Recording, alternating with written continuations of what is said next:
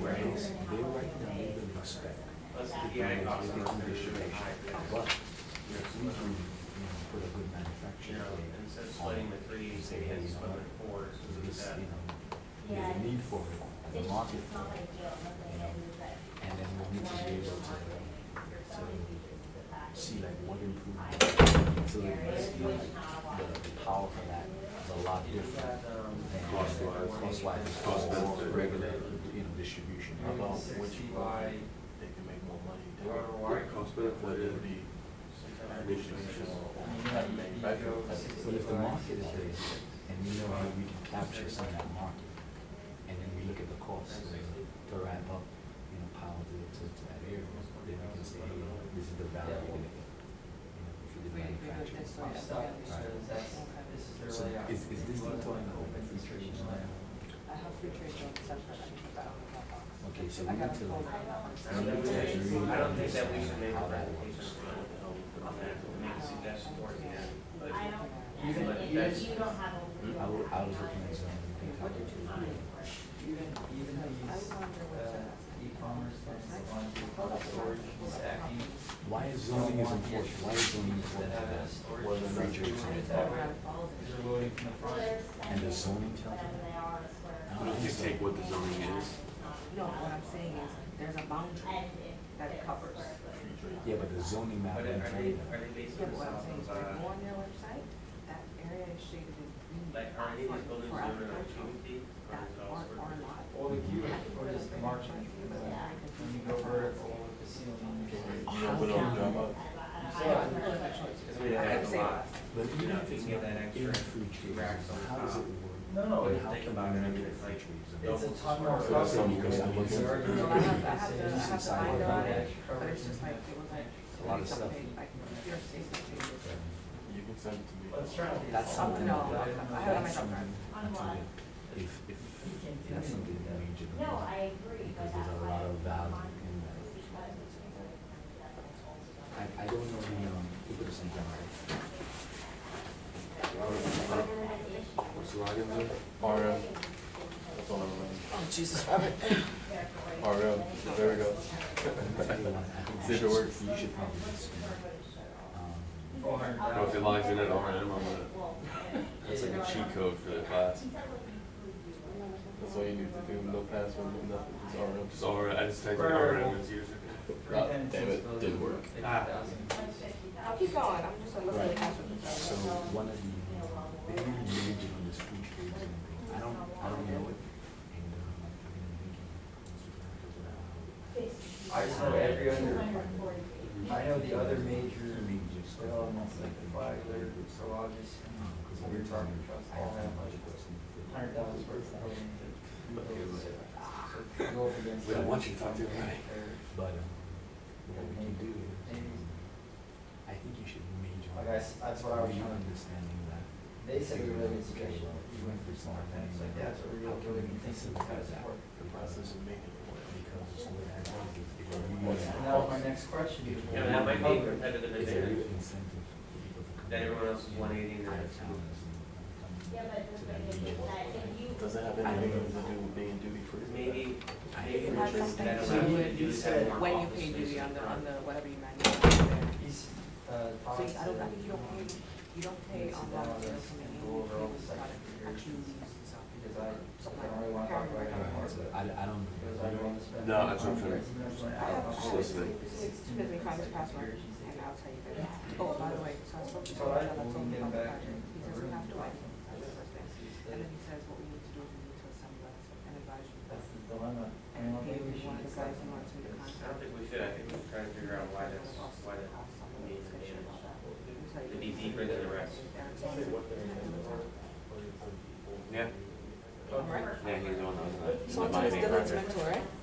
They could Yes. put another We building in can if they pull wanted. from different resources as much as we can. Oh, absolutely. He said, I want to have like. Yeah. He said he'd like to. Yeah, Yeah. And we should bring Right. Xbox on board. Well, maybe it's the same thing. I don't know. It's also required, that requires. That's like still Or they could, you know, You guys have Well, required I here, think I you was might thinking have cool more. because I was thinking the old site plan, but it's set. Yeah. It's set, no, but it's set here.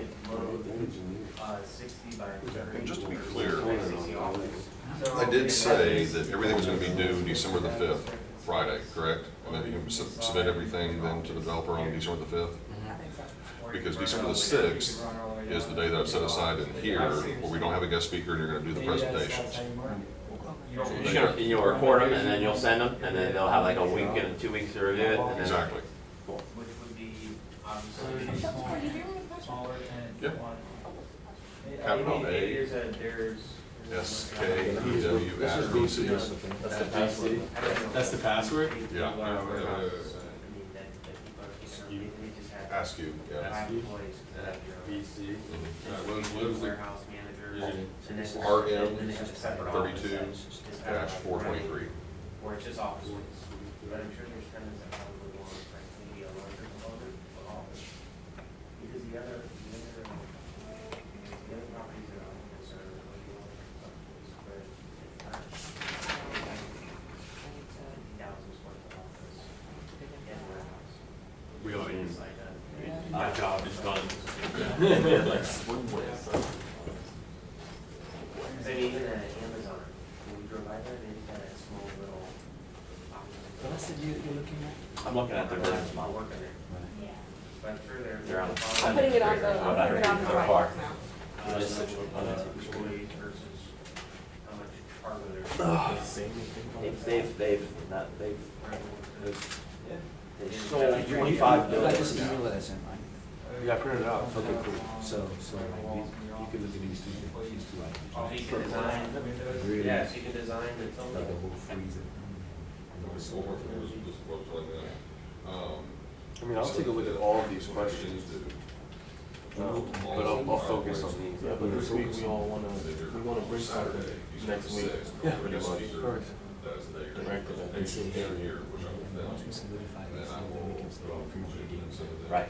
Because I was actually not paying my end to Set some deadline dates, just to keep like this. doing like face to face, and I didn't realize a lot of stuff. We got exactly pretty much a month. 20 minutes to the longest. Okay. And that's, should it just be like one or two or all of us? Or? You figure out what you think works best. I'm not gonna impose any strict, but you need to make sure that everyone's contributing as much as possible. Still want to ask some zoning stuff, though, right? It's like, can you go to the other location? Yeah, I'm gonna look at it. Or not. Just to make sure.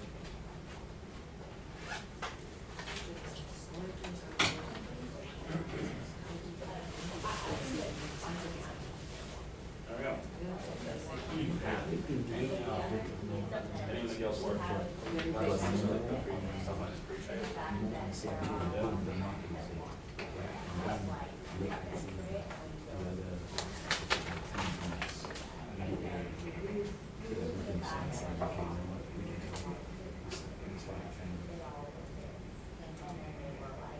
Alright.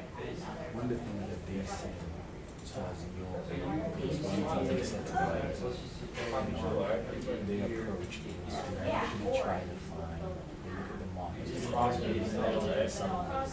For instance, no, there's a industrial in Miami. Right. And then they'll try to find some in West Miami. Yeah. And then they'll look for areas that they can add value. So if it's like it's saturated, industrial parks. Right. They're not necessarily thinking, let's go do something there. I don't think they're looking for, leased up assets. Free trade. You could even have it here. Where you Maybe just have it I like. don't think it's. Free trade deal. I have no idea what the difference is. I know there's a difference between free and foreign. Foreign and free, that's definitely different. It sounds different. Yeah, well, they all have free. They all have, Look at Wikipedia, check it out. Do that wiki. I'm gonna give you some, there's, the right, right, if I put this here for you. This, so look at pretty much this. I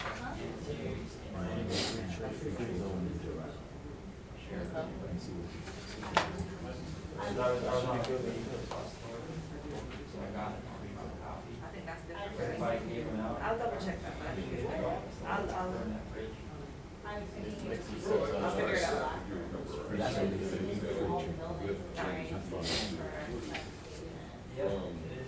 I want to shoot into, I know they didn't mention it, I want to shoot into that a little bit too. Just to see whether or not it's even worth mentioning. Marketing is huge, but at the same time, I'm sure the costs are higher than.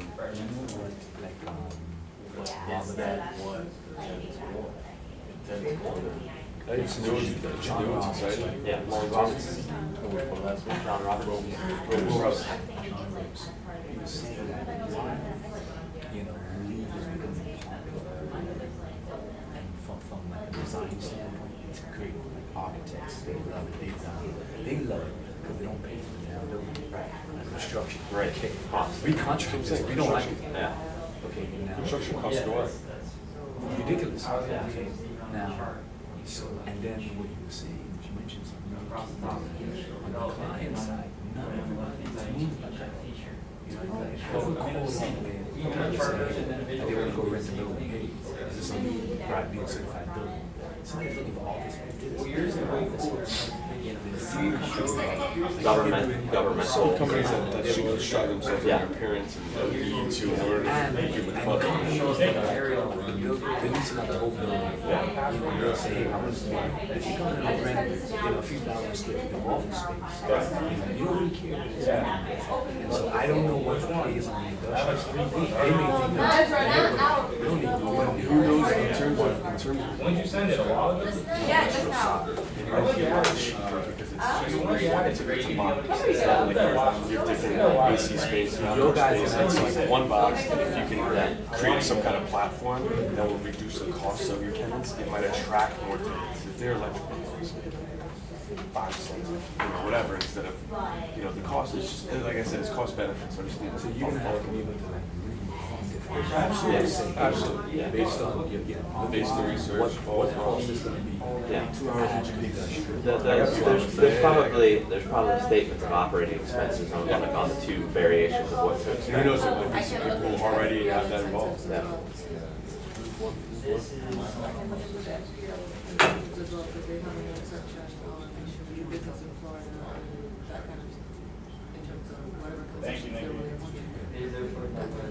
So who knows, maybe the additional construction costs will benefit them in the long run. That's what I said they got the capital.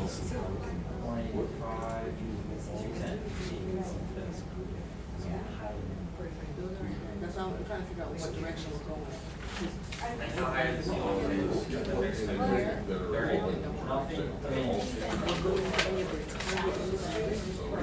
If you look at it, Then we can start picking up what clear we can do and to what extent. That's why I asked. So industrial's not in there? In it, but it's in a different way. It's not as trade and logistics, it's on the life sciences and healthcare, because we manufacture a lot of stuff, so it's under aviation, because we're building one of these, that kind of thing. So it has to be linked in on one of these. So is Boeing looking at expanding? It's that kind of thing, you know what I mean? Bowling, I guess. Okay, let's go ahead and get started. Class or lunch, whatever. And are you gonna use the computer at all, or? No, I Okay, we'll don't. just turn it off. And that would be good when I came back from the water, from my cabin. If you wanna sit, you can sit, if you wanna stand, you can stand, whatever's comfortable for you. Hey, how are you? Gloria Fernandez, nice to meet you. you users say. Okay, let's go ahead and get started. All right, this morning, Gloria Fernandez has agreed to come in and talk to us a little bit. She is Managing Director for Elion Partners. She is also a member of our Master Science and Real Estate Development Advisory Board and has been for quite some time. And I asked her to come in, much like many of the other speakers, to talk a little bit about her personal background and her career, and then follow that up with a little bit of a discussion about the current firm that she works with, and kind of a little bit about their sort of business model, as well as other firms that she's worked for in the past, and kind of a little bit of insight on their approach to the real estate industry. And so with that, I'm going to turn it over to Gloria. Thank you, Fred. Thank you. Good morning, everybody. Good morning. And, it's really great to be here. I've been on the advisory board at Nova now for a couple of years, and it's really an extension of what I do professionally, but I expressed an interest in joining the advisory board because this is what I enjoy doing the most, is coming into the classroom. And I also have my mentee here, who's just been wonderful, Alex. And that's been a great experience being paired up with different students. And it's good we get on Alex has been great about scheduling phone calls with me, and we can get on the phone and kind of exchange different ideas. So, you know, I really have enjoyed working with Nova and the program and the students. So Fred asked me to come in and just give you kind of a little background on myself and talk about the different, what I've seen, you know, my professional career in real estate. And I recently made a switch. I was with a local developer who was right across the Nova Davie campus, actually, Ross Realty Investments. And their portfolio was mainly in Broward County and the Tri-County area. And now I'm with a fund. I made the switch over in May. And this fund has properties kind of all over in several states, and they have a very different approach. So I'm going to get into that. I'm going to tell you how each group kind of looked at acquisitions. They have a very different approach. And I'm going to tell you about the commonalities when we do find an acquisition of property, you know, what process did each firm go through, and it's a very similar process. I'm going to apologize ahead of time. I've been traveling all week. I came back with a very sore throat, so it's hard for me to speak loudly. So just a little bit of background on myself. I got a master's in business at the University of Miami, and right out of college I went to work for an airline that's actually no longer around, Eastern Airlines. I went to work in the division controller's office, so my work there was really on a financial end. I was evaluating capital investments. I was division controller, looking at budgets and so forth. So that gave me a very solid financial background that was transportable to other industries. Around that time, you know, I was a young lady at the time and had 3 young kids, and I made a decision to, when Eastern kind of folded, they filed for bankruptcy. I worked about a year beyond the bankruptcy, and after that I took a step back and I was home with my children, raising my children for a couple of years. And about the time that my daughter was 7, my youngest, I started thinking about getting back into the workforce, and I started looking around, and a recruiter came to me with a position at a private REE, Michael Swerdlow Companies, who was a New York developer that had come down and bought the assets of a long-time Hollywood-based firm called Hollywood Inc., and he developed that portfolio and became a private REIT. So I got a position there as a financial analyst, and I went in using my financial background but knowing zero about real estate. And the first year was spent asking a lot of questions. You know, what's an estoppel? What's common area maintenance? Just, you know, total basics. But because they were forming the REIT, there was a lot going on. I want to say that's where I got my master's in real estate, because it was a learning experience for me. And the key there is I learned how real estate was valued, because one of the first things they did, that they handed me a software manual, and it was a project which was something like Argus. And they said, here, learn this. And I did. And they used Argus, that project software, to do all the financial projections for the properties, which then got put into offering memorandum that brokerage used to sell the properties. So that gave me an understanding of what a buyer was looking at, how to do a financial projection, how leases work, how lease language gets translated into CAM pools and so forth. So that was you know, a great learning experience for me. That's really where I learned real estate at Swordlow Group. Because it was a private REIT, the investor equity had a sunset date. There was a point at which that portfolio had to be sold off and liquidated. So I was there for that process, for the sales process. And one of the properties that I had prepared an offering memorandum for, which was the Hollywood Mall, was bought by Ross Realty. So the broker who was selling the property for Michael introduced me to Barry Ross, the principal of Ross Realty, and he took me along because as part of his sales pitch, he needed somebody to explain the numbers, and that was me. Those were my numbers, and so I took Barry through the projection, and I took him through the assumptions. I explained to him how all the leases were set up. We had several anchors in that property, Publix and Target, and there was shortfall in the camp. Some of those anchors didn't reimburse all the expenses. So anyhow, I sat with Barry and I took him through all the numbers. He proceeded, closed on the acquisition, and a week later he gave me a call. And the reason he gave me a call is Barry's shop was kind of a family office, and they only had one outside person at the time, which was the leasing director. Everybody else was family. And they were on a growth mode. They started raising equity, and they saw opportunities in the market, so they wanted to embark on acquisition. So they needed a little bit more manpower. So that's where I came in. He called me. I made I guess a favorable impression on him in the meetings that we had.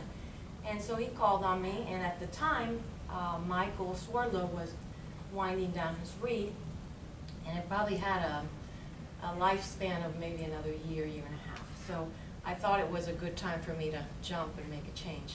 And I did. Barry hired me to do acquisition work and finance. So initially what that meant was as acquisitions came in the door, and at the time we had every broker calling us, because it was a good market and we had a good reputation in the market.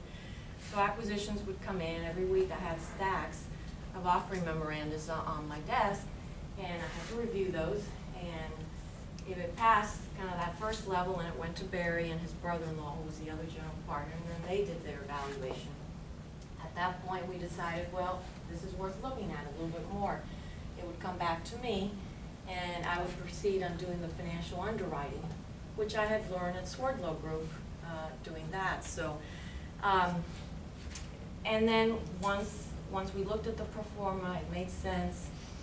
The next step was to go under contract, get the transaction closed, and so forth. So I did a lot of that work initially, the first, I'm going to say 3 years while I was there. And then what happened was we had large institutions that started coming into the market, REITs and so forth, and they were paying a premium for South Florida shopping centers, which is the arena that we were in. So at that point, we could no longer compete. We had REITs that in some cases were paying 6 caps for, and that just wasn't our model.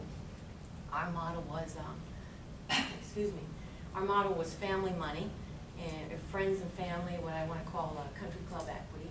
So we were a lot more conservative than a REIT or pension fund or so forth. So we said, okay, we've got to adapt here to the market. We've got to change. And so at that point, we shifted more into a development mode. And we started looking for attractive parcels of land, primarily in Broward County. We started reaching out to tenants that we had relationships with, and we married, here's a parcel, this tenant wants to be in this area, we might have a deal here. So we shifted at that point into a development mode. And for me personally, it was kind of interesting because when I was at Swordlow, he had a lot of operating properties, but he had a few development properties. So I was involved with the development side of the business kind of indirectly. So I was around it, I had heard the lingo, made a little bit of sense, but I didn't have really much of a development background. But because I was at a family shop, you kind of had to roll up your sleeves and do everything, which I liked. So I was very fortunate in that at Ross Realty we had an affiliated company that was a general contractor, and we had in particular one gentleman who headed up the company who had really tremendous amount of construction experience and was very good at designing site plans and so forth. So I kind of became his understudy. Every time we looked at a project and a piece of land, I would go out with him. His name was Barney. We would look at the land and he could say, oh, this thing's got muck on it. Muck is going to cost X, X number of dollars per foot to remove. So that I was able to listen, listen to him and then go back to my desk and do a development performa. And so that got me slowly involved in the development process very early on, developing the performas, and then going through the actual construction. Because again, we were a small group, if somebody had to go in front of a planning commission, that was usually me. I would raise my hand, there was nobody else, and I would go with my design builder. So I started understanding construction from the minute you look at a property to the minute you put a number on it, and then you take it through the construction process and what's involved with the entitlements and what does it take. And so it was a tremendous learning experience for me. And so we started building these shopping centers, and then we found, as we expected, that the money that was out in the market, the REITs and the pensions funds and so forth, wanted to buy those properties. So we hung on to them for a year, 2 years, and then we eventually sold them. Then the market changed again. Things slowed down. It was the Great Recession. And fortunately, we had already an operating portfolio. So at that point, it was asset management. And asset management became very challenging during the recession because we had to maintain occupancy levels. We had tenants who were coming into us every single day. We had national tenants who hired firms, and what they were doing, everybody was trying to get a rent reduction, either so they could survive or they could get better terms. So it was really a very challenging environment. We had development projects that were halfway through the process, and all of a sudden, leasing slows down and you've got a loan that's coming due. So then you're on the phone with your lender trying to work things out. So it was that asset management phase. I saw the whole cycle. I went from a very good economy where things were going like this, and then it crashed, so to speak. And then we had to try to maintain stability quite a bit. So I kind of saw the whole cycle, and for me that was really a great learning experience. And then I got an opportunity to move to a fund that is called Elian Partners. And it's a fund where the investors are primarily coming from Latin America. Families that have a tradition of being here in the States and want to invest their funds here and kind of safe harbor. And it's headed up by a principal by the name of Jack Azouk, who has kind of a long history here in South Florida. He came many years ago and started developing flex space and sold out to a REE, and had a very good track record. So he heads up the fund, and he's actually on his third fund at this point, which is the one that I'm working on. The very first fund was net leases, when nobody was buying them, triple net leases. So he bought them at a 7 cap rate, and the market changed, a year and a half later, and net leases all of a sudden became a very favored type of investment because they were safe in a down economy. So he was able to kind of flip those net leases and get 6 caps, 5.5 caps, etc. So that was his first fund. He then did a second fund with kind of a mixture of different retail assets, and we're now in our third fund, and it's growing tremendously, and that created the need for somebody to come in and do asset management. I've been there since May, and been very interesting for me. It's been an opportunity to use what I've learned along the way and put it to good use at Elian. So that's kind of a little background on me. I wanted to speak to you on, again, the differences between Ross Realty, how they approach an acquisition, and Elian Partners. There is quite a difference between the two. At Ross Realty, we had, as I mentioned, it was a family company. And the way they operated was there were 2 general partners. We had special purpose entities, SPEs, that were formed for each acquisition. And so the limited partners, which owned a percentage of the deal, depending on how risky or safe it was, the riskier it was, the bigger piece of the deal that they got, the limited partners came in with all the equity. The general partners did not put in equity, although often they participated as limited partners, and our banks always liked that actually because they had skin in the game. So in the case of an existing asset, they would go out, get debt, typically non-recourse debt. If it was a development project, the general partners would then guarantee the loan, personal guarantees. So in that case, the general partners had a bigger share, bigger percentage of the property because they have more risk. So in looking at an acquisition, because it was a SPE, it was a kind of a standalone mentality. Does this particular deal make sense? Does it pencil out? Are the returns what they should be? We're risking X. We expect to get Y at the end. Is the risk-reward ratio there? And if that one particular deal didn't pencil out, well, you passed on it.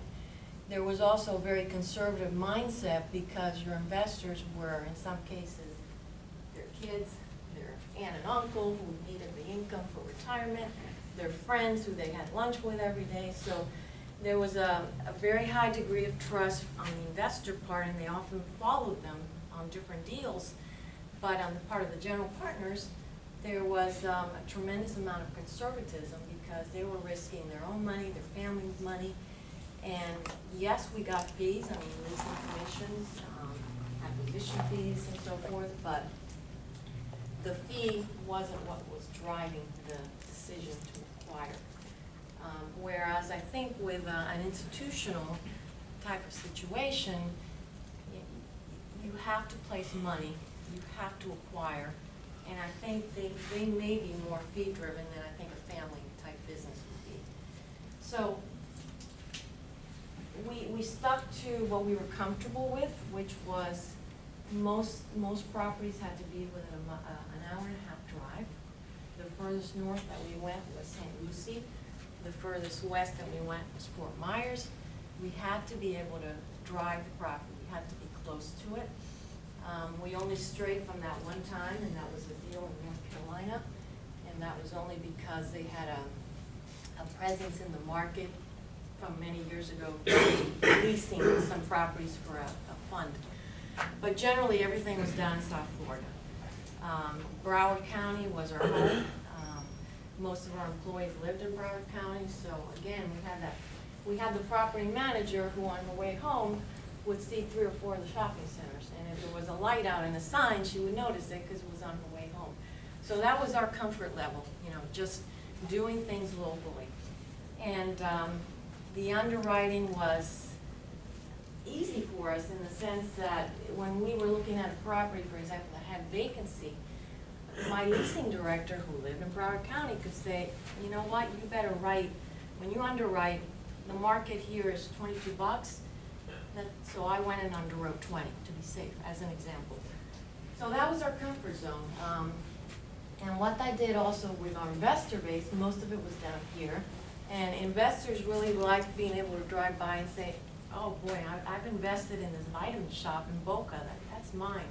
So it was very local and very conservative. That was kind of the nature of it. And we couldn't, for example, say, you know, this deal is okay, we'll get fees from it, it'll give investors maybe a decent return, cash on cash return, which is really what they looked at.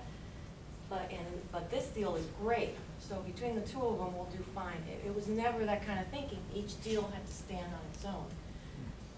So right now, I've had to kind of change my mindset with Elion Partners because they have more of a fun mentality. So really what that means is you're going to look at all your acquisitions kind of in one pot. So for example, you're going to do development deals within the fund, knowing that or thinking that those are going to give higher returns, or they should because those have more risk. And then you might look at another property where you say, well, this one's a coupon clipper, you know, we're not gonna have a high ka-ching, you know, we're not gonna have a big exit on this one, but you know what, this is giving nice cash flow, very steady cash flow along the way. And that's okay, because it's gonna help to balance the risk that we have on the development side. So you look at things more in a global type of basis. The other thing, and this is per fund not our bylaws, but our fund documents limit us. Any one investment can exceed more than X% of the fund.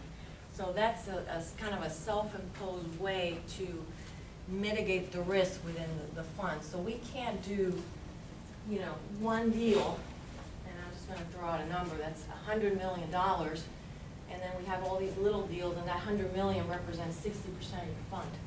We just can't do that, because at the end of the day, if that one deal goes bad, your whole fund performance is out the window.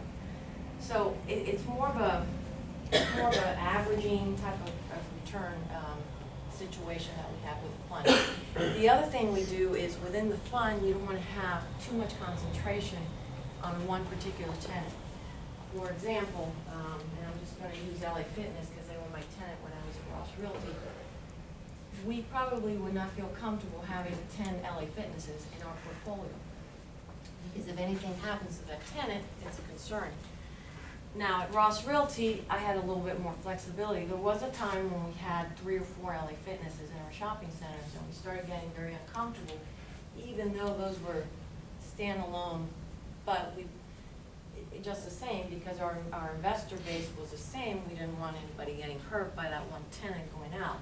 And it was also a special use facility, and you always are concerned in a situation like that if a tenant goes out, what do you put in a 45,000 square foot gym? You know, it's very hard to convert, it has a swimming pool and so forth, it's not an easy conversion, you'd be spending a lot of money.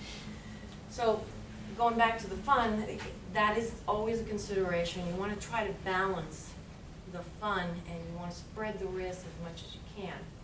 So the fund consists of really a number of asset classifications. You've got development, you've got value added, you've got the triple net leases, which right now you're not going to see that big upside because they've gotten expensive, but they're good to have in the portfolio because they're nice, safe coupon clippers. And then you've got different asset classifications. We look at retail. We're looking at industrial. We don't have anything in it right now. We have some office. And we do 2 things. We either raise equity and buy an existing property, or we go to different markets and we say, okay, who's kind of the best developer in this market, who has an infrastructure to develop, and then we become their equity partner. We're not set up, we don't have the infrastructure, the manpower inside our shop to do any kind of development work, but we will provide equity for developers. And we look for developers that have people and expertise and can do it. So that's kind of, you know, that's kind of what we do at ELEON. And I actually brought a flyer, and I'll pass it around. It's one of our biggest projects right now, and I've had a lot of fun working on it. It's a 100-acre parcel that we bought up in the Minneapolis area. And it was a former State Farm regional headquarters. So there's an office building that's 400,000 feet, almost 500 actually, 3 stories, that used to be dedicated solely for State Farm. And it sits on the property, and around it there was all this vacant land. So what we're doing is we've cleared the land, and on the southern portion of the property we're doing 2 retail centers, 2 different components, and Whole Foods is the anchor. And then on the northern part of the site we're creating pads that are going to be sold off to different operators. For example, we just closed on the sale of 1 pad to a hotel. They're going to put a residence in. And then the office building, we are hoping to get large users, and Minneapolis is kind of, I hadn't been up there, I was just up there this past week, has a lot of Fortune 500 companies. They've got a big corporate presence, so we've got tenants who might be wanting to expand, wanting to relocate, et cetera. So the brokers are starting to get out and do what they do, and we're hoping to find a large user or users to come in and take that space.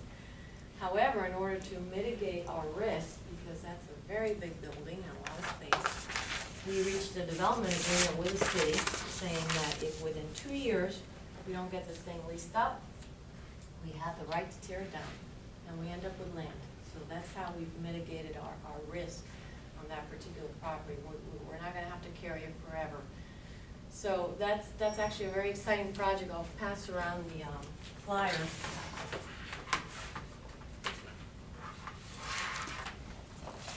But just to quickly show you, this is the site. I don't know if everybody can see it, but this is the old office building. We're doing the retail in 2 phases. Whole Foods is going here. And then we've got these standalone buildings that can house 2 to 3 tenants per building. They're about 7,000 feet each. And the way we're setting it up is we put all the common areas subject to a reciprocal easement and operating agreement. And right now we have one landlord, which is us, controlling all of this. But in the future, we've created, when we replatted this property, and we created individual lots for each of these buildings. So what that does is that gives us the ability to sell off each building individually. So in the future, if you've got a physician, as an example, who wants an investment, and we've got Verizon in one of these buildings, the lease just got signed this week, wants an investment, okay, we'll sell it to you. So in the future, we could end up with multiple landlords. And so that's our exit on this thing. So on the northern side, we've created pads. These are all pads, with the exception of this piece, which will be like all the buildings will be within one shopping center. But all these pieces up here are individual pads. So here's where the hotel is going. We just closed on that about 2 weeks ago, and we're going to deliver a building-ready pad. The site work is being done, and then the hotel is going to come in and do all the vertical and finish up. So the building is theirs. We're talking to restaurants for here. The northern part of the site might be medical office building, might be regular office. We've got a large kind of daycare school, very high-end, that's looking at this. We've got another little pad out here that's being sold to a credit union. And down in this area, these are going to be ground leases with national credit tenants, restaurant, and a bank, and so forth.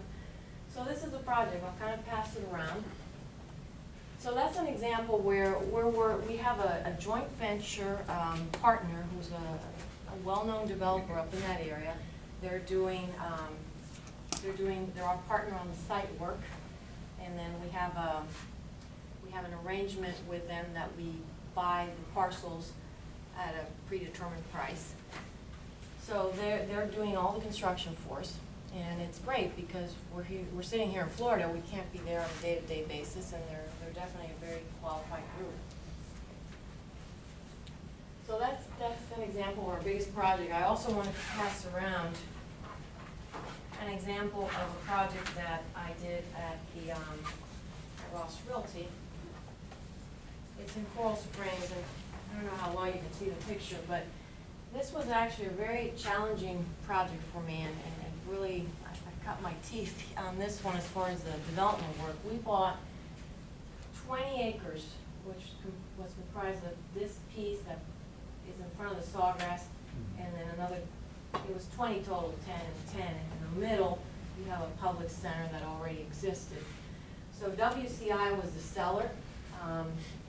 It was a very complex development situation in that there was a development agreement between us and WCI because at this point, they also developed the townhouses. This was all vacant land. So WCI had the responsibility to do certain site work.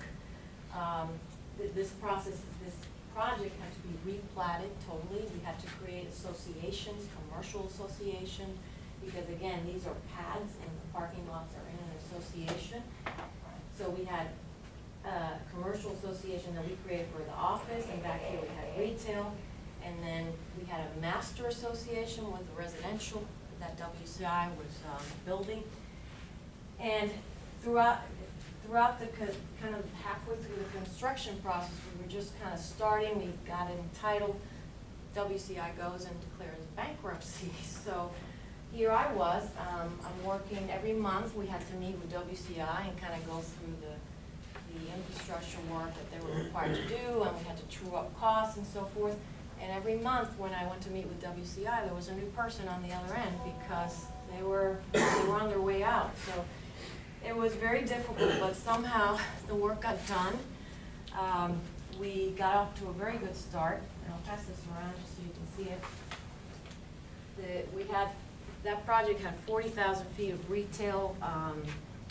Before we got out of the ground, we were very close to 90% pre-leasing, which was great.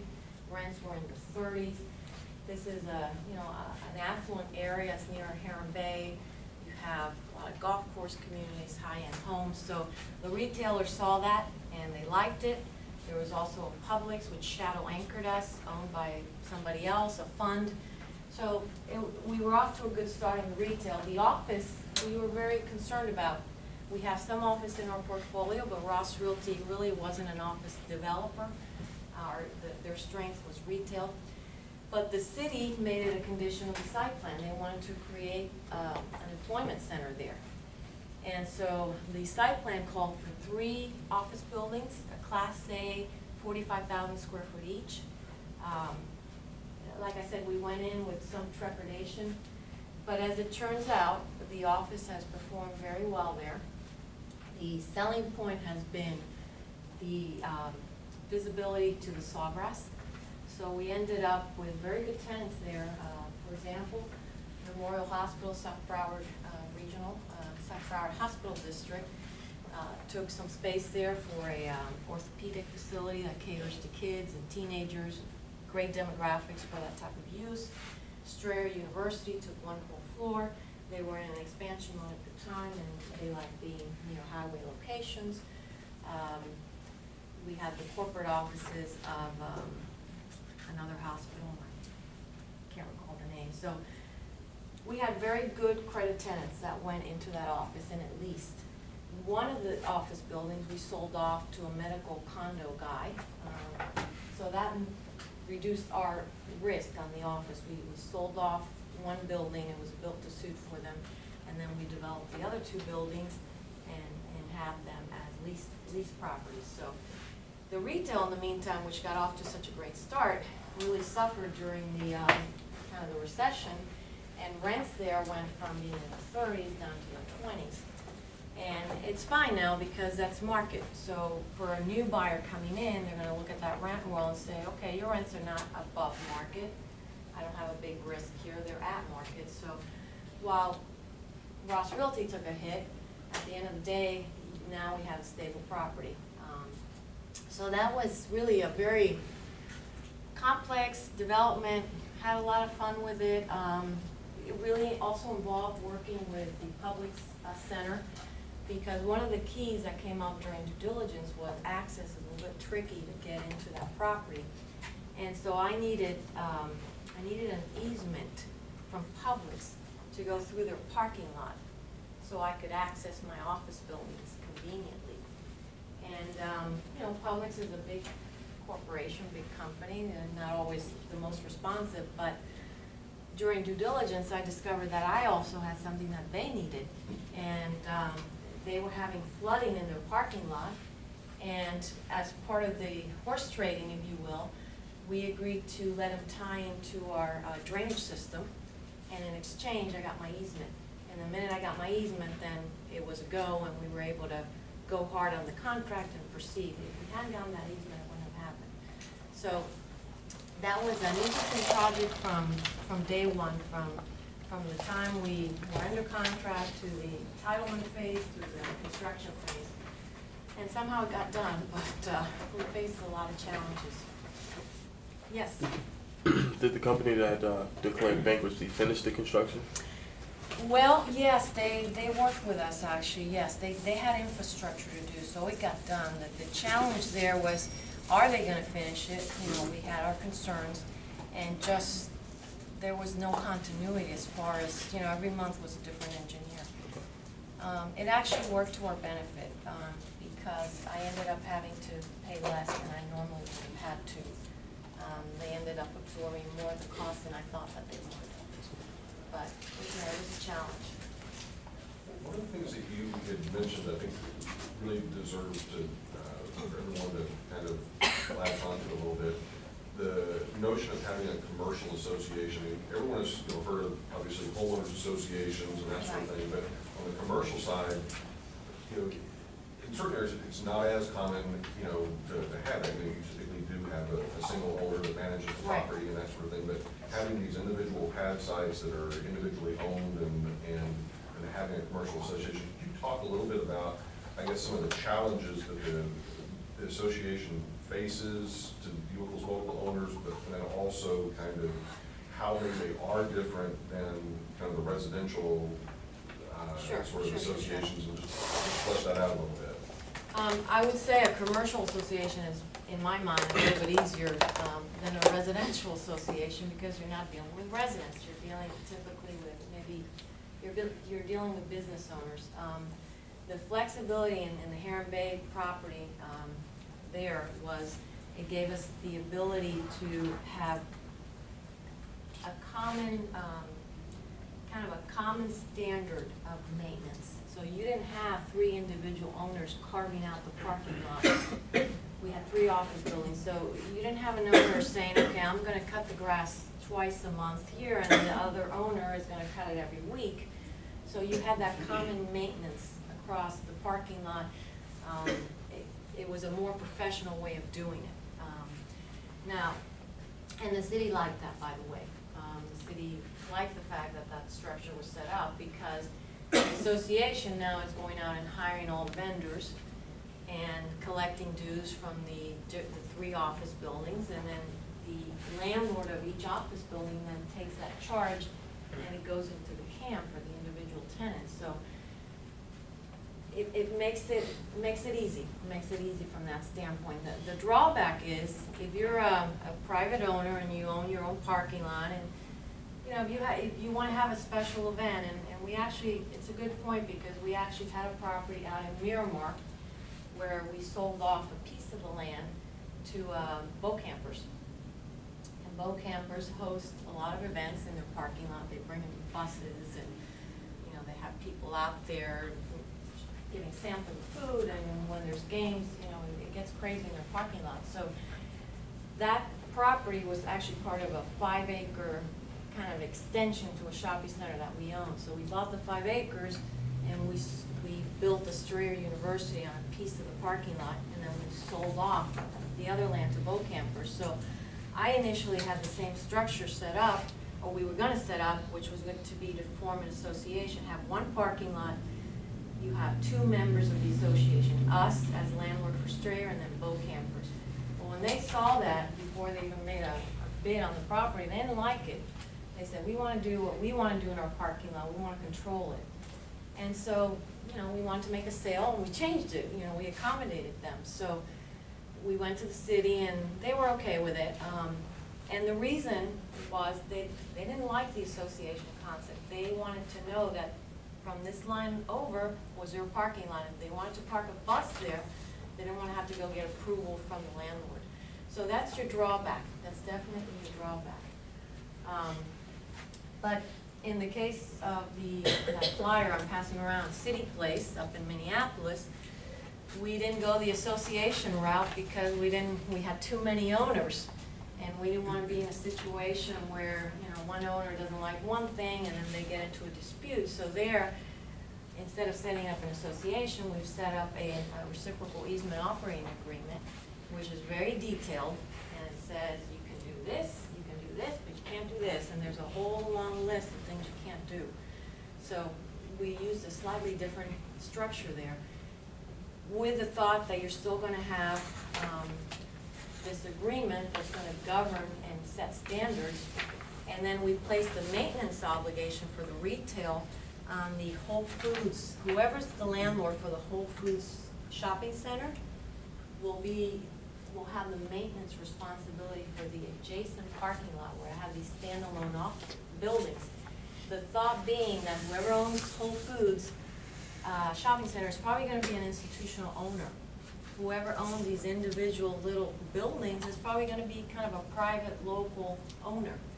So we wanted to put the maintenance responsibility on the institutional owner, figuring they would do a better job at policing, and they would have more skin in the game, if you will, because here they have a whole shopping center versus a guy who just has maybe one building with Verizon or Cafe Zupas or, one of those tenants.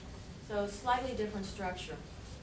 But I think as an owner of a property, when you own your own parking lot and you own the whole thing, you have more control maybe. You have more control over the cost. You have more control over what you can do. You're subject to your leases, because leases, especially anchor leases, have certain restrictions, but other than that, you control it. With an association, you've got other people to worry about. So it's a little bit more complex. And, kind of follow up on that, obviously from the developer's perspective of doing that type of arrangement where you are selling off the parcels to try to effectively capitalize on the increase in value from what you've accomplished with the development, and having that as part of your exit strategy of being able to sort of, instead of having to sell off the whole thing to effectively get your gain, you're selling off those bits and pieces to hopefully in some cases at a very significant premium. Right. And I guess, do you think that sort of strategy would, obviously with retail, it makes a lot of sense, and with certain, I guess, obviously if you've got standalone office buildings and that sort of thing, but do you think that sort of strategy would work with other property types like industrial? I don't have a background in industrial, so truly I can't comment on it. I will get a background in industrial because we're looking at something soon, but I'm not sure what benefits there may be on an industrial property. I just don't have enough of a background. I've never worked on an industrial project, so I'm not sure. Yeah, but I think that type of setup translates to different property types. It's just if you have a large enough project with individual buildings, it may make sense, because it gives you the ability to kind of sell things off individually as opposed to a whole. So I think it does make sense for a large project, even if it's industrial. Yeah. Yes? The question about, it seems like over the last probably 5 years, the major players have been the funds and the REITs buying all this. Right. And it also seems that they have sort of the same kind of time horizon for their exit strategies. Mm-hmm. What are your thoughts on all these properties coming up at possibly the same time? And Well, I think it's great if you're a private buyer, if you have flexibility. I think that creates tremendous opportunity.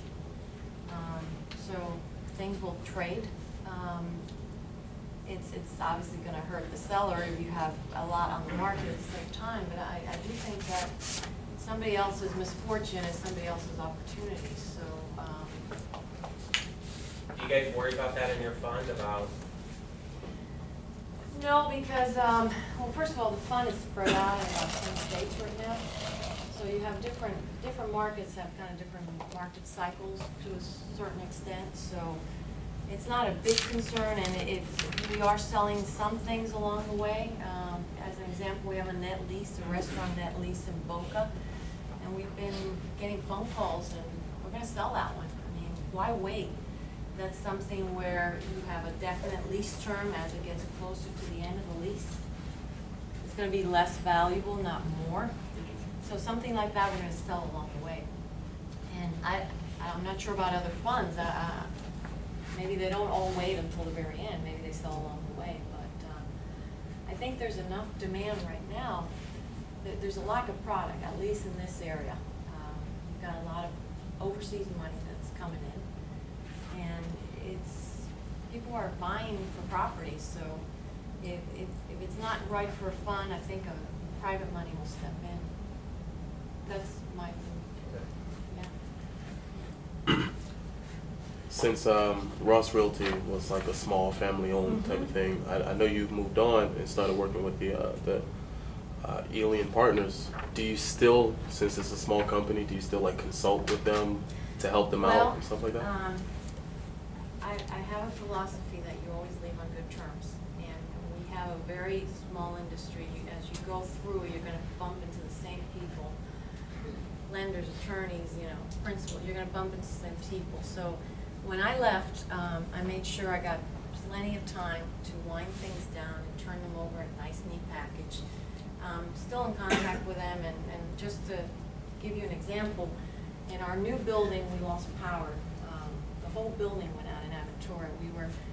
We were nomads for about 3 weeks. We couldn't get into our building. It was horrible. So the first week, first day I tried working out of the house, and it was 3 dogs at home, so it was very disruptive. So I went back to Ross Realty, and I officed with them for about a week and a half. I was there in my old office, my assistant was there, and so it's a wonderful relationship that I have with them. I was there for 11 years, so yes, the short answer is yes, we still talk about business, but it's more of a personal relationship for me, that they became like family, and so I tried very hard to do the right thing when I left. So, yeah. And if anything else, I would emphasize that, you know, when I considered Elion, I did my due diligence. Who are the principals? Who are the partners? And I reached out to industry contacts, and they gave me references. And they were doing the same thing on me. So, in fact, one of the partners happened to mention, oh, I had this attorney over for dinner yesterday at my house, and this is an attorney that I used before and worked with, and that attorney spoke well of me because we've had a good relationship. So you're going to find that in your career. I mean, people talk about you, and yeah, I mean, it's human nature. You either have a good reputation or a bad reputation. A bad reputation is going to follow you, and it's going to hurt you. So you always leave on a good term wherever you are. You know, people make moves, and that's understood, but you try to do it in the right way. So the door's always open. So one thing I did want to mention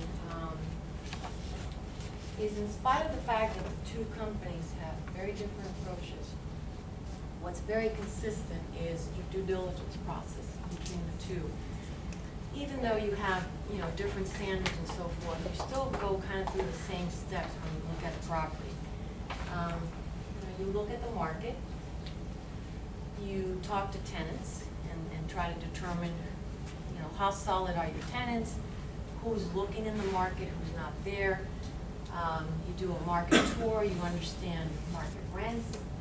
You know, you look at your rent roll and try to pick out what the weaknesses are. You have a good legal team in place, so when you do go under contract, you know, you get your title work done, your survey, you've got somebody reviewing leases. You go through the legal process. You do your third-party reports. Everybody has to do them. You do a structural report. You might, if it's an old property, you do an asbestos report. You're going to have to do environmental, you know, whether it's land, existing, etc. You might have to do phase 2. Bless you. You want to make sure your roof is in good condition. You want to look at warranties. You know, that process is very, very consistent, no matter where you are. You want to make sure you don't leave any stone unturned. You want to make sure you don't get any surprises. And I'll tell you one surprise I got very early on at Ross Realty, and I never forgave myself for it because it was my mistake. We bought a center up in Deerfield, which was a Publix anchor center. 300-something thousand square feet. It was owned by an institution. It had a lot of deferred maintenance. Didn't show well, but for us that was our opportunity. We came in and did a renovation, a facelift. So when I went and I did my tenant interviews and talked to each individual tenant, there was a furniture tenant, probably like 10,000 feet, pretty big. And each time I went, I couldn't get a hold of them. Tried calling them. Anyhow, we went hard on the property, and I never had a chance to talk to that tenant. Well, guess what? We bought the property like 3 months later. I'm having trouble collecting rent from them. And they eventually went out.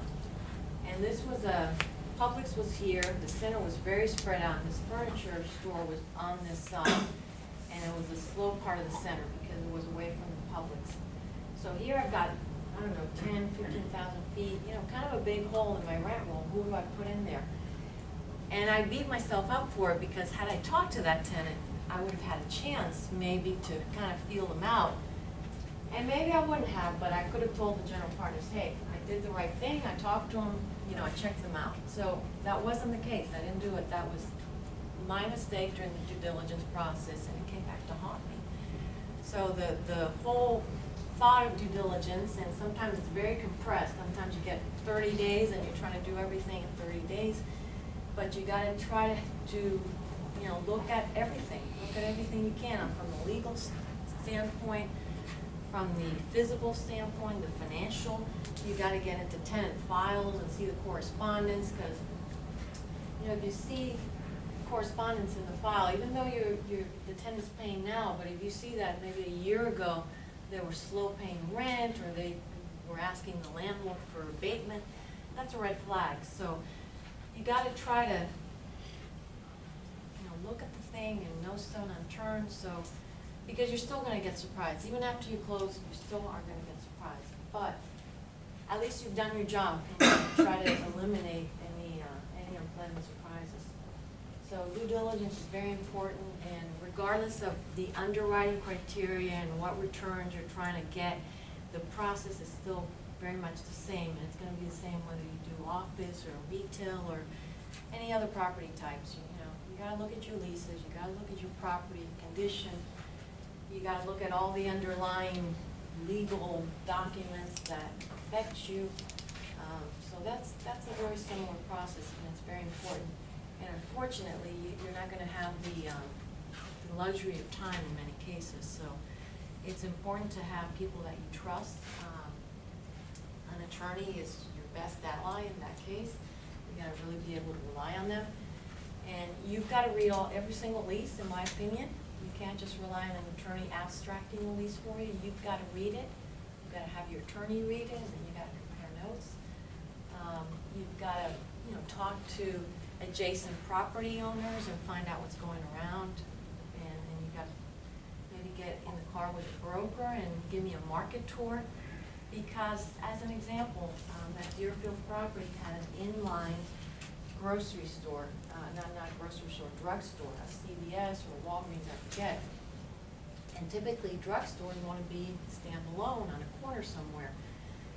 And this drugstore was inline next to Publix, so my concern was, are they going to take off on me? So I stood around the property a couple days, and I noticed that there was a little bus that came from Century Village with all the seniors, and they had a daily stop there. And then I looked around the market, and there wasn't any obvious out parcel that I could see that it was available. And then I looked at their sales. And so I thought, they're never going to go anywhere. They're doing great, and they have this captive market here with the Century Village. I mean, it was actually a stop for them every single day. So they had a great customer base. So that helped to mitigate the risk of them leaving. And I was able to go back to the general partners and say, hey, I looked at this. This is what I think. You may or may not agree, but this is what I saw. Let's make the decision. So it's important to spend time with the property and you know, understand the kind of neighborhood. You shouldn't just look at an offering memorandum and rely on the pictures and so forth. I think you actually have to go there and see it for yourself. That's important. Another example, I don't want to bore you, but another example of that is we just acquired an office building in Denver. I was there to see it for the first time this week. And that building has a daycare in, I don't want to say a basement, but it's almost a basement. And it's a high-end daycare. They have a very good business, and they have several years remaining on their lease. My recommendation now to the partners is let's get them a little TI to improve their outdoor play area for the kids.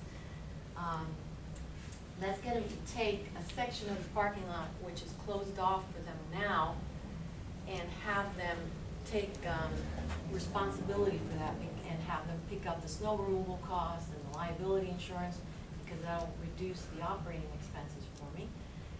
And let's try to get a lease extension. In exchange, we'll give them a nice TI, tenant improvement allowance, because for the next guy, the next buyer that comes in, they're gonna look at that space and say, my goodness, if this daycare leaves, we'll never lease this space. I mean, it's basement space. So let's try to lock in that tenant.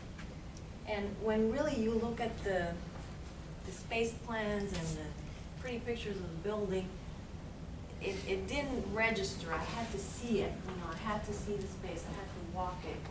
And my recommendation now coming back to the partners is, I want some money to try to make a deal with this tenant, give him a TI allowance, because I wanna lock him in for as long as I can. Because that's gonna help on the exit, that's gonna take away that piece of risk for the next buyer. So see the property and have a good team in place and do your due diligence, and expect not to sleep very much during your inspection period, because there's a lot to do.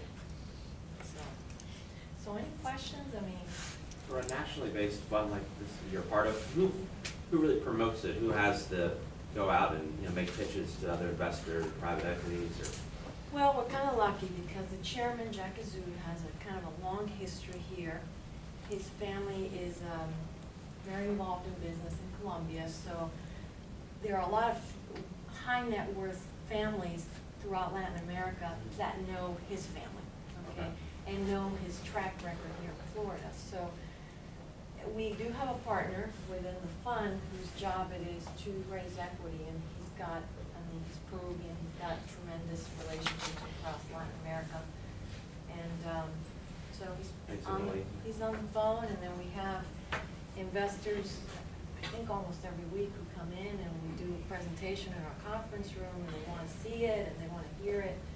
So it's not institutional money, it's private money, and that they like kind of that, for lack of a better word, that coddling, you know, they want to come in and meet the principals and get updates, you know, whenever they want on how leasing is coming along and so forth. So that's the attraction. Based on that question, you know, we, a couple of weeks ago, we had another advisory board member here, Glenn, who talked about, on the private equity side, how important it is to be able to like have sort of like a target market and say, hey, you know what, we're looking at this type of asset class. Sure, sure. And so you're saying with this particular fund, it's more on a basis of relationships rather than, okay, this is our parameters, and it being comfortable with investors, so okay, I'm going to invest because that's what I'm looking for as far as investment. Well, yes and no. The part with the investors is different from the target market. The fund does have some general parameters. We're not going to go to Utah, you know. We're going to go to the Northeast. We're going to go to major metropolitan markets, Chicago and Dallas. And so the fund does have some general guidelines, okay? And there have been opportunities that have come because it's a very entrepreneurial group. And those opportunities may not fit within the fund guidelines. So in that case, they do kind of sidecar investment. As an example, they bought a center in Jupiter, shopping center that had a large empty box, and they were able to put Fresh Market there. And they rehabbed the center. For some reason, and that was before my time, for some reason that didn't fit within the fund parameters, so they did a sidecar. And there were investors who wanted to come in and invest in that. It's going to be actually a home run, so.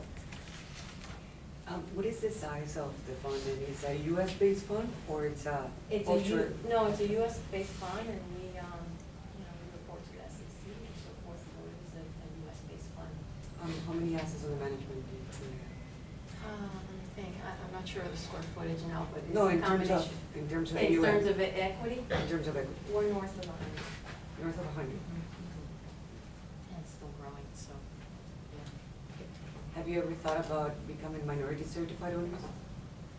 How's that? For GPs that are Latin, there's a minority program.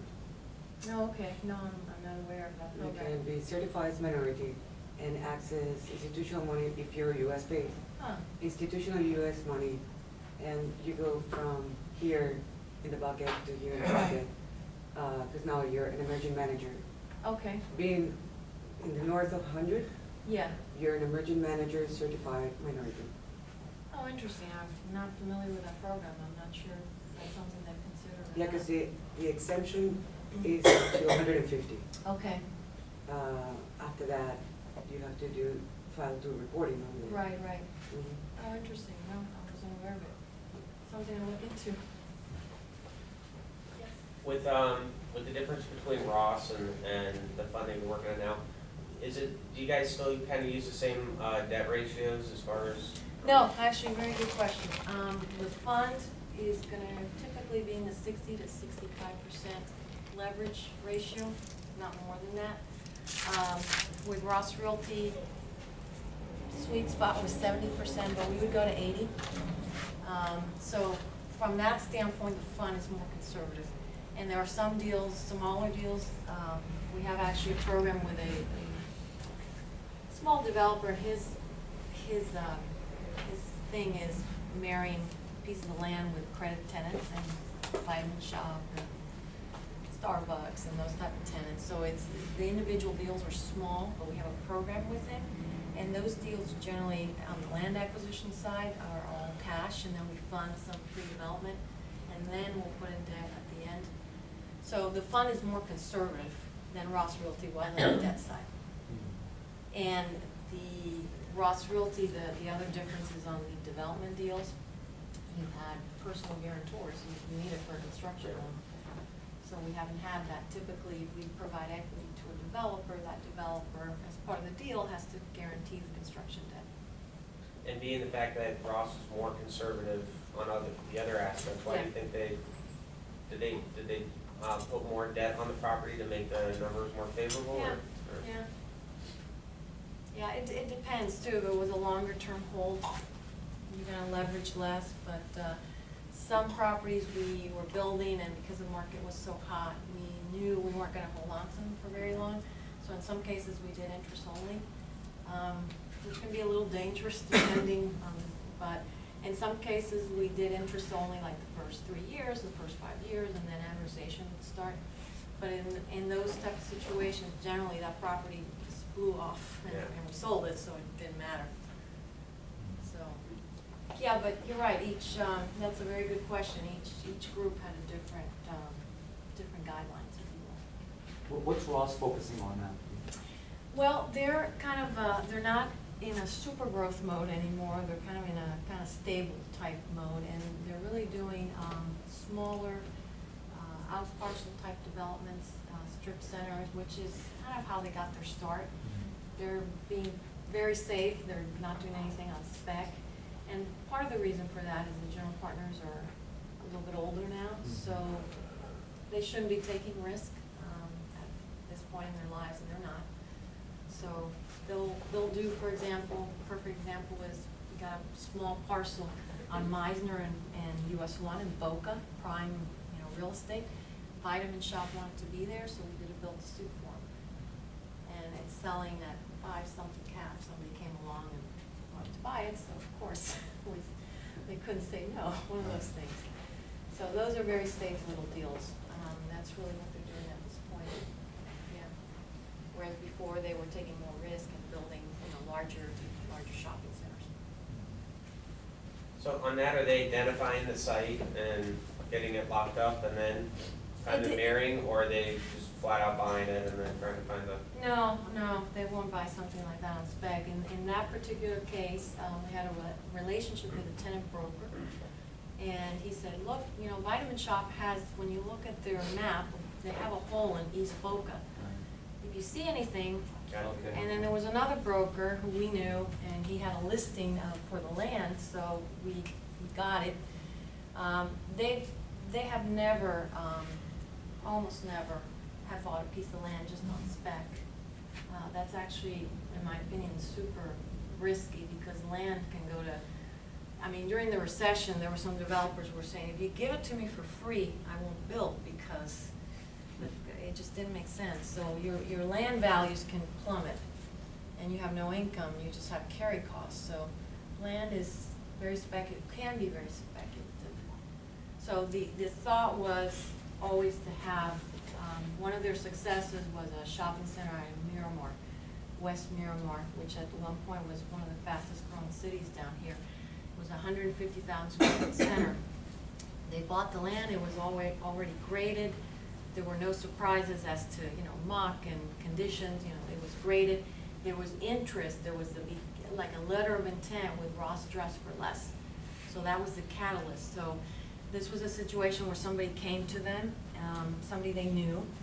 They said, I've got this thing under contract, I've got to close in like 15 days. I don't have the equity, can you guys come in? And sure enough, they got on the phone, raised the equity, closed on it. And that thing was a home run because of the demographics. But it was outside of their normal pattern to have done something that quickly, but it was site plan approved, the ground was ready to go, and they had a letter of intent from an anchor tenant. And they felt strong enough, they knew the market enough, so they felt strong enough that, hey, if it's not Ross Dress for Less, it's gonna be Marshall's or some other box that's gonna wanna go in there. So they never bought land on spec. I have a two-part question more towards the career path. Yeah. For us, some of us are already ready to get into the workforce. What are some of the things that a fund would be looking for in a recent grad? Well, Or are they- I think a fund would probably be kind of an entry-level type situation, would be to go in as an analyst, which means you have to understand how to work Excel, a performa. Project, I think, is kind of a valuable skill these days because a lot of funds need somebody to run projections. We have a young man who got his start at CB and fills that role. So when our partners who are in charge of acquisitions go out, they're calling Ryan and they say, Ryan, run this model for me. What's it look like? And then stress test, we put in these rents and we put in this cap rate, what's it gonna look like? So he's running those models in Argus. And that's a great entry point. Another entry point that I've seen for people going in the industry is the leasing route. Leasing is really the heart, I think, of what we do. A piece of land has value, but where you add your value is you make it produce income, and that's your leases. So if you go in on a leasing route, that gives you a good understanding of what is a lease, how do you approach a tenant, how do you create revenue. So that's also what I've seen as a good route, either the analyst route or the leasing route. Yeah. To piggyback off of that question, on the leasing side of that, how do you take a property, say somewhere in Broward that's not necessarily known just yet or is trying to be up and coming? Right. How do you take that property and make it something that retailers might want to come in or office might want to come in? How do you make that successful? Well, if you have the right, you gotta marry your tenants to your demographics, okay? So if you're Family Dollar, you're not probably gonna wanna be in Weston, okay? You're gonna wanna be where your customers are, okay? If you're a high-end restaurant, you're going to want to be in East Boca or somewhere where it's more affluent. So two ways I've seen where properties get redeveloped. You identify an area that has the right demographics for your tenant base. Okay, and if you buy a property that doesn't have the right tenants, you get rid of them and you put in your right tenants, and that attracts your neighborhood. And then there are some properties that are just tired and need a facelift, or cosmetic facelift, or maybe have an empty space which is no longer functional. So you either get rid of that space or you convert it into, case in point, Jupiter, the Jupiter property I mentioned, that had an empty box. The center was very tired looking, but Jupiter is an affluent area. The property sits right by the intercoastal. So you have your year-round residents and you have your seasonal residents.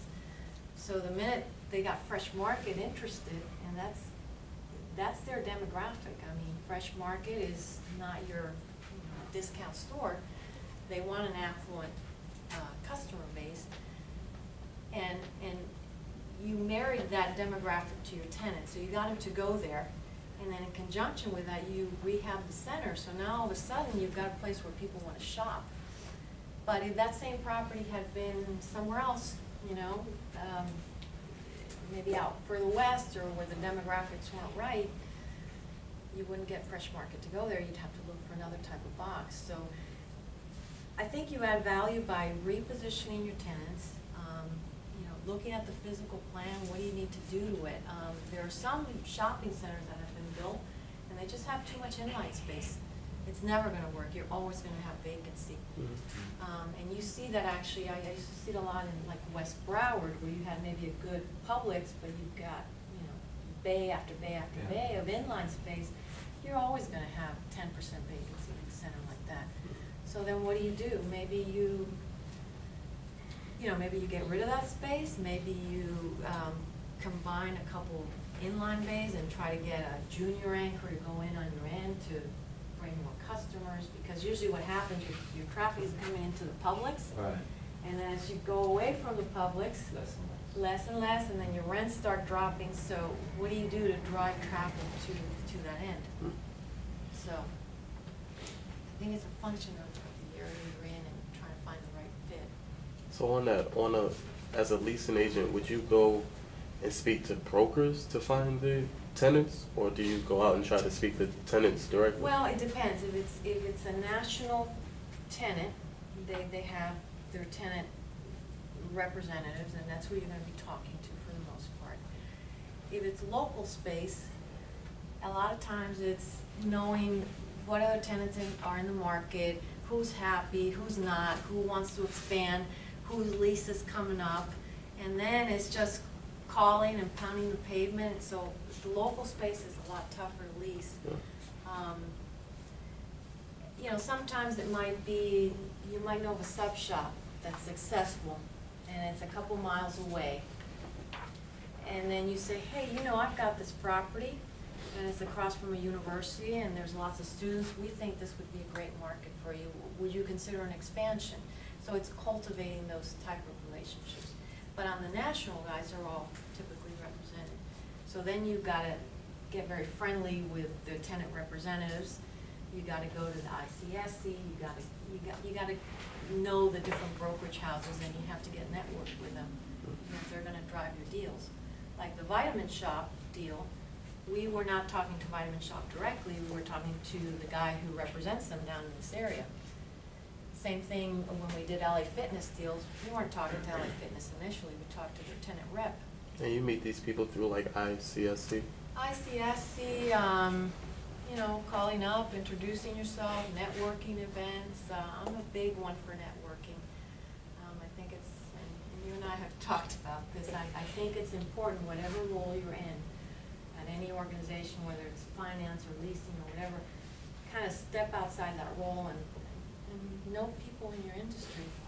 And if you're in leasing, you know, as an example, they have these bus tours, the Broward County Bus Tour, Miami-Dade. That was started by a broker, Gary Broidus, during the recession, and he came up with this idea, which is great. Well, I went on one of those bus tours, Broward County, and it was an eye-opener for me because not only are you sitting on the bus, I was sitting, for example, with the person, the real estate manager for, I think it was Starbucks, and at the time we were under contract with a deal that had Starbucks, so I got a chance to talk to her about it. So she was sitting on the bus. There were a lot of leasing agents too, and they took you in different shopping centers. And then I came back and I said to my leasing manager, I'm so sorry I've been beating you up all these months because I realize now what market rents are in this area. And I always kept pushing him, you know, you gotta be getting more. And I still did that, but I had more of an understanding. So those type of events, you know, you go out and, you know, you meet different people in the industry, and that can lead to, you know, you making a deal later on, or just being able to pick up the phone for information, which I also found that useful. At one point, I was going to South Florida office brokers, and they host lunches because we had a couple of offices in our portfolio. And I came to a point where we were looking at an acquisition of an office, and I wasn't sure what the market was and who was competing against that building, and I was able to pick up the phone and call a research analyst that went through these lunches, and he was great. I mean, 5-minute conversation, I had the information that would have taken me, you know, hours on CoStar and all that, but, so, networking and getting to know people in your industry can help you, and you should always return the favor, too. I always get calls from appraisers, and I always took them, because, you know, they're doing their job, and I try to help them, and then when I needed them, and the favor was returned. So that's important. So I am happy to see such a big class. This is great, Fred. This is wonderful. Great, thank you very much, Gloria. You're very welcome. Thank you. And, feel free to call with any questions, and I wish you all the very best. And if some of you want to hang around and talk to Gloria one-on-one, feel welcome to do so. And obviously, you're getting started again here at 10 o'clock with your next class. Yeah. One question that you have is, if you want to get to know what they be offering, I think retail Right. and also the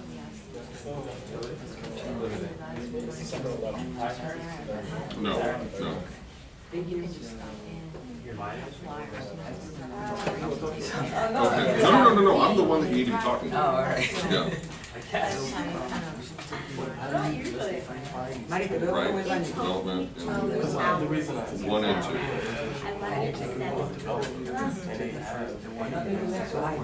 It's gonna be best to take all of them, all 3 courses.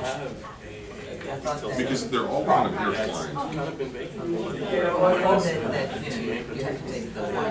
No. So it's because the 1 is more about understanding the process. The 2 is more site visits, field trips, guest speakers, and use of software.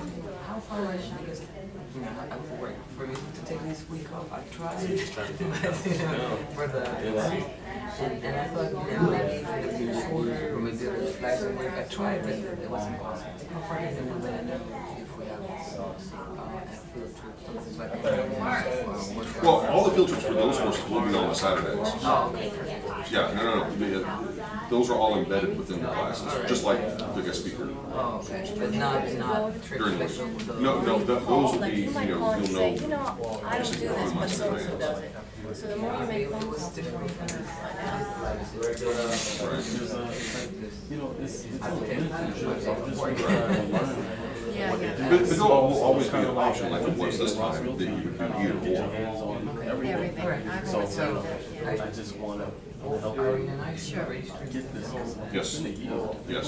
Actually, I think they either finished in 2012. Yeah. And it's- And then same thing Because the for city, first of all, they Yes. required them to have it front facing. So the parking lot is the investments, accounting, budget, Remember that? I hate it. That's a kiss of death. Now you got 2 entrances. That's a kiss I of don't like death. it, but it's there. right, So now how do you find right, Yeah. right. Space is technically smaller because you have 2 entrances. Yeah, right. So it's just been hard. The law That's a course, tough or So I design. tried to reach out to. are you doing the law class this semester or What not? market is it in? You're doing law, so you're missing due diligence, and then you're missing the It's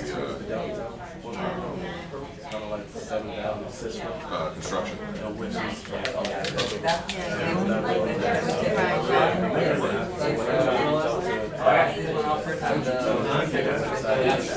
you offer them a site and get you No. Well, it sounds like your space is Do I look right? for local towns too. That's a tough one.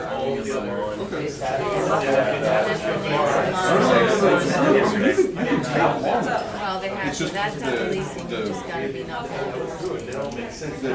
next semester specifically. Thanks, it was fun listening to you. Oh, I'm glad you brought I it. did have a question about the vitamin shop property that you talked about. Because that always makes me wonder, like, the first day you guys bought that from, why would Well, we have some, Finance and maybe stuff. some widows? Deb very elevated. Yeah, it used to be more. You have to tell them the schedule in order to. Oh, so it wasn't vacant, You get a fixed for the building? change. That thing is supposed to be gotten knocked down. And then they're gonna That still was be held here. where they had. Unless, the- if anything That was that the way- changes, I'll let you know, but They dealt with it. line still be the same. That's an off market. Absolutely. They had one listed for a really long time, and nobody saw that, you know? Nobody had a tenant. Very strange, because it's a prime location. Yeah. And, we just lucked out. It was available and we had a tenant for the building, so I guess everybody else didn't want to buy on spec. We didn't have either. Right, right. I just think that's interesting, because there's a lot of opportunity and almost like arbitrage, you know, that this person has no idea what to do with it. Yeah.